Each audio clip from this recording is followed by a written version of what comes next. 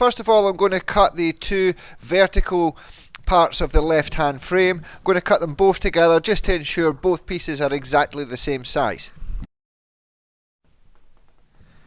And now I'm going to cut the two pieces which are going to be the vertical supports of the right hand frame. Again, cutting both of them together to ensure that they're both exactly the same size. So the next cuts I'm going to make are the 13 horizontal shelf supports. These all need to be exactly the same size, so I've set up my stop block on my back fence and my cross cut sled to ensure each cut is going to be exactly the same size.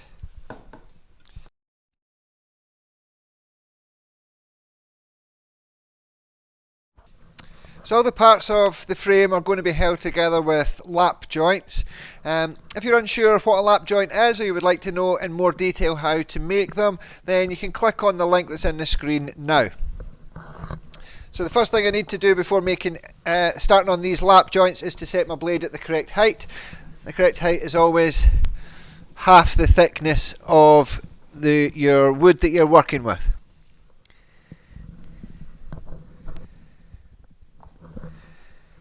So now with the blade set at the correct height, I'm just going to put my stop block in the correct place, clamp it in place, and then I've got a spacer the same width as my blade in order to offset the cut of the blade. So now I'm going to make a start cutting all the lap joints on the ends of each piece of wood. The lap joints which go up the vertical pieces to support the shelves are a little bit more complicated and are going to require some accurate measuring, but these end ones are fairly straightforward.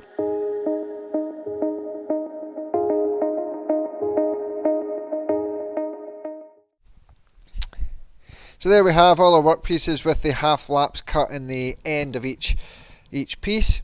So now what we need to do is accurately measure where the half lap joints are going to be positioned up these longer verticals, and then get them cut.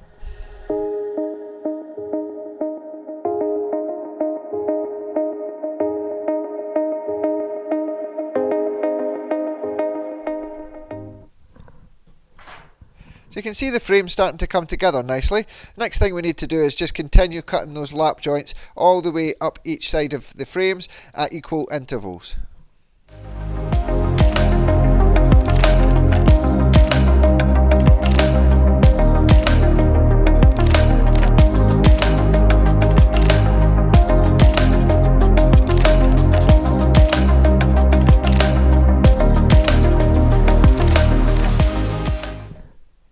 So that's all the lap joints all cut out now. Going to be honest, that was fairly time consuming. That probably took a couple of hours to get all them right, but hopefully it'll be worth it in the end. It will give a really nice good result. So what I'm going to do before we glue everything up is just do a dry fit of all these joints just to make sure everything fits perfectly and lines up with each other.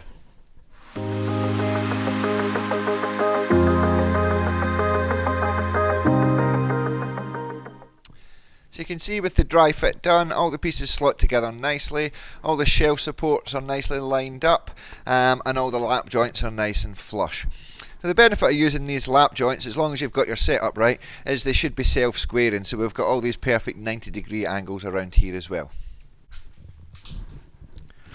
So before we glue the frame together, I'm going to give all the lap joints a little rub down with sandpaper just to get rid of any little ridges that have been left by the table saw blade.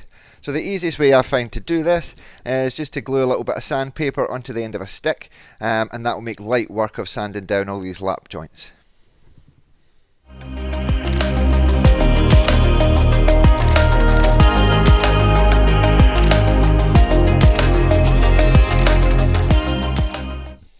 Now for the final stage of the construction of the frame, I'm just going to glue everything together.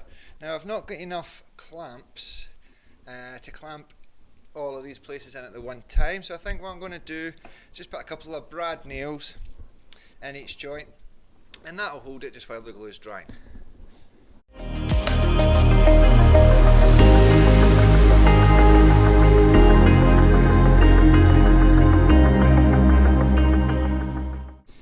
So that's the two parts of the frame finished now. they're just ready for a quick sand down before we apply the final finish. So unfortunately I've encountered a little bit of a problem. When I designed the shoe rack, I designed it for using this wood here for my shelves, but as you can see this wood has warped. It's really badly bowed along the width of it, so this isn't going to sit flush on the shelf supports. You can see if we were to put a bit of straight wood underneath that, it comes up at both ends.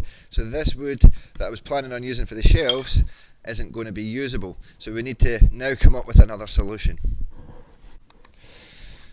So I have this wood which we can use for the shelves. It's the same thickness, but unfortunately it's not the same width. It's narrower than the original planned wood that I was going to use. So what I'm going to have to do is joint two of these bits together. Once they're jointed together, then we can trim it down to size. So first of all, I'm just going to cut all these bits of wood down to the correct length for the shelves before we join them together.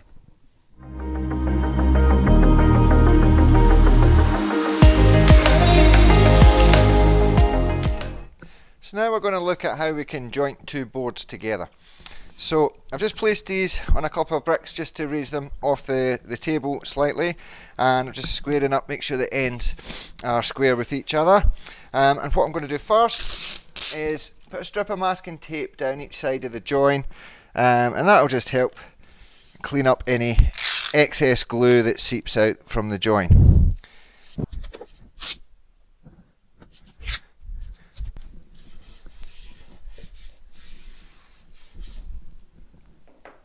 Okay, so with the masking tape in place, I'm just going to get some glue and spread glue evenly down one side of the join.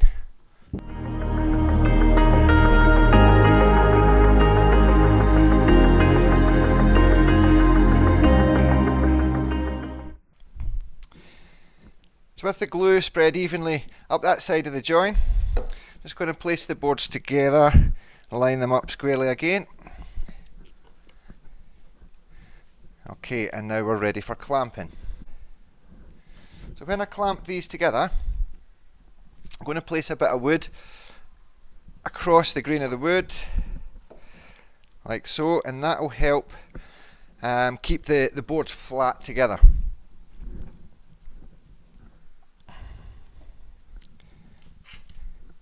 So when I put my clamp on, I'm going to rest this part of the clamp on top of that bit of wood, and then clamp it down. I'm just going to clamp that loosely just now until I get the other one on.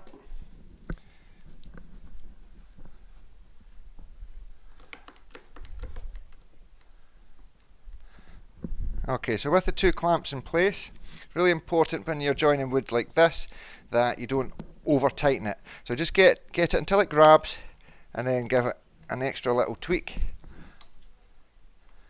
and that'll be fine. What you'll find is if you tighten it too much, it raises up in the middle.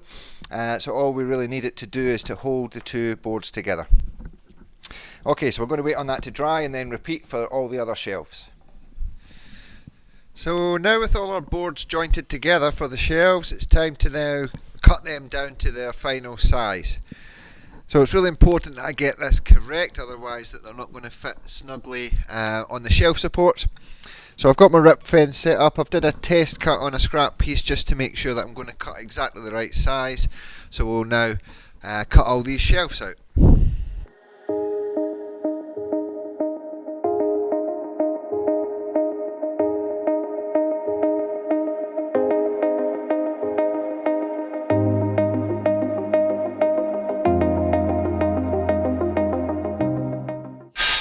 So although joining two boards together to make the shelves wasn't ideal, that was a bit of a setback and took a little bit more time, you can see if you get it right, you can create an almost invisible join between these two pieces of wood.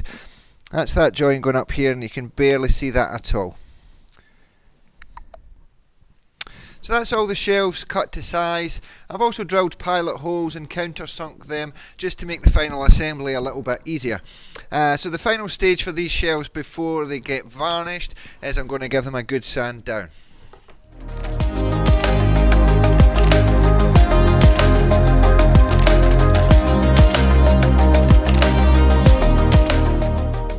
So now with all the shelves sanded down, I'm going to get to work varnishing.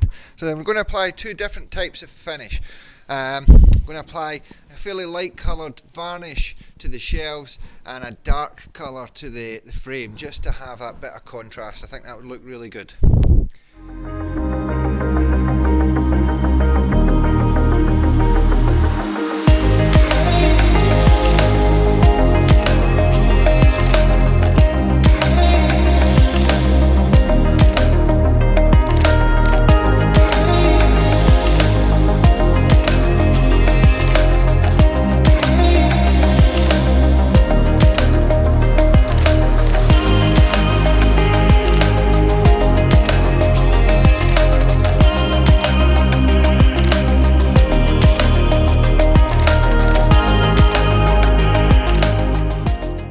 There we have the finished shoe rack, so I'm really happy with how that turned out. So don't forget to click like and also subscribe to my channel as well so you don't miss out on future videos.